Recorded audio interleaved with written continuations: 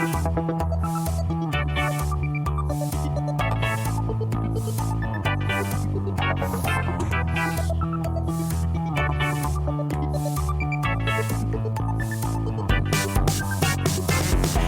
ou Tripoli, Vilnius ou Benghazi, Paris, Moscou, on fait le bunga, bunga. Bangkok ou Bogota, Le Caire ou Jakarta, Gustavia, on fait le bunga, bunga. Stockholm ou Monaco, ou Montevideo, Oslo, Tokyo, on fait le bunga, bunga.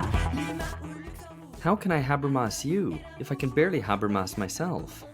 I asked myself that several points while reading this third part of Legitimation Crisis, and hopefully have been able to overcome these deficiencies, have Habermased myself, and can maybe Habermas you, listener. Maybe our listeners can Habermas you, Alex. Maybe they can Habermas me. It's true. I'm open to being Habermased. I'm Habermasable. Welcome to BungaCast, the global politics podcast at the end of history. This is for you, dearest patrons, inner circle people, the reading club. This is the second block of the reading club of the year, which we're doing Legitimation Crisis by Jurgen Habermas, and specifically now we're turning to part 3 and the last third of the book, which is, well, it's a doozy. It's a doozy. George. Yeah, it is. So, first part, a social scientific concept of crisis. This was quite a lot of theoretical ground clearing. We talked about some of the, I guess, the concepts of crisis that Habermas outlines, all of that kind of background work. I think the second part was where it really kind of got cooking. Crisis tendencies in advanced capitalism, Habermas's model of capitalist society, the different sorts of economic rationality, legitimation and motivation crises in those sorts of societies. And then today we're on the third part, appropriately, on the logic of legitimation problems. So this, I think there's a lot to talk about in this. There's a lot to think about. And just quickly, I guess, to run through the chapters for listeners, it starts off with Max Weber's concept of legitimation, and then a kind of classical Habermasian prose here, the relation of practical questions to truth. Then he continues the model of the suppression of generalizable interests. Then we have the end of the individual, ? That's a good one. Chapter 5 is then complexity and democracy, and finally partiality for reason. So as we've experienced in the first two parts, there's a lot in each of those chapters, and consequently an awful lot in even one part of this very dense book, but some really interesting questions and a lot to discuss. So my take on this is that the overarching concern of this part of the book is the relation of legitimation to truth, or to put it in more Habermasian terms, quote, the continued existence of a truth-dependent mode of socialization constitutive of society. So pretty big questions there, truth and legitimation, essentially. So, okay, great. I think it's fair to say this part moves back to the more theoretical and abstract questions that we covered in the first part, after the more political content of part 2, which focused, as I said, on those kind of crisis tendencies in advanced capitalism, and so gave us some ideas of different sorts of crises, which is always kind of interesting to read and discuss. And so I think it's probably fair to say, for me, at least, it felt a little bit less relevant, perhaps, less gripping at times than previous parts. Was I alone in this? Was this more tough going than the previous part, or did you guys just breeze through it with intellectual ease and glide on the waves of Habermasian prose? If that mixed metaphors there. Yeah, I don't know if anyone's ever glided on those waves. If you're a surfer, you glide on waves. You do indeed. An idea surfer. I do. Oh my God, that is maybe one of the worst things I've ever heard on a pod. I think I was definitely Habermasted by this section. I don't know if that's kind of just because by virtue of coming to the end of the book, or by the density. I wouldn't say it's all. There's some parts of it that are kind of gripping and brilliant, and even the more kind of abstract kind of formulations about the relationship between how kind of practical social questions, how they relate themselves to questions of truth, even when formulated in his incredibly dense kind of sentences, nonetheless, there's something there which is valid and important. And it's, it's hard to see how you could frame a question like that more succinctly either. When you think about it, I'm sure Habermas could write more clearly. I guess we all could, but also there are some phrases which are just, they just convey difficult ideas, and it's hard to see how they could be done better. One thing that I think would help is probably more examples. So it's not so much the difficulty of the language as the kind of aridity with respect to concrete illustration. Could you give us an example of a time when he doesn't give an example? Well, just the one that you mentioned yourself, this where he says this continued existence of a truth-dependent mode of socialization constitutive of society.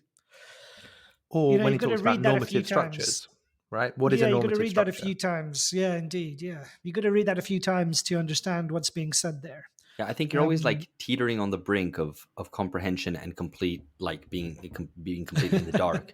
So you're always you're grabbing on, and you have this idea of like normative institution. Okay, you think you have an idea of what that is, but you're not sure, and you're going along, and then he throws something else in, and then you're a bit like, whoa, I'm trying to hold, keep these plates spinning at the same time without any kind of concreteness. And if you just gave an example, one of these spinning plates would be, firmly attached to the stick, and you could hold on to that confidently, and while worrying about the other spinning plates.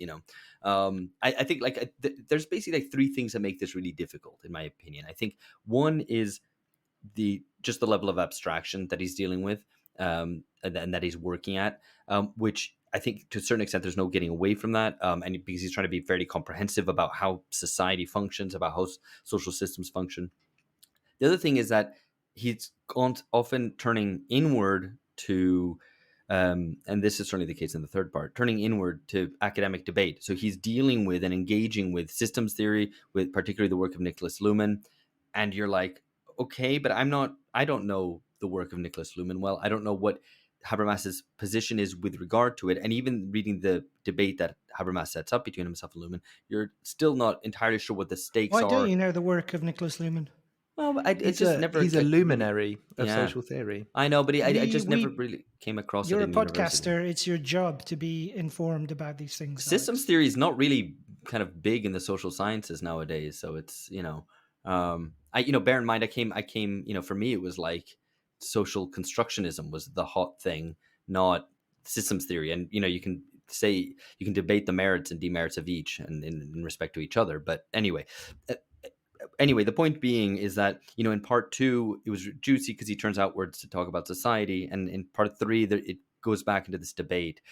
So I think like Phil, it's not necessarily like, I don't find it stylistically that difficult. And the sentences, I've read longer sentences, that there are writers who are more elaborate and certainly more Baroque.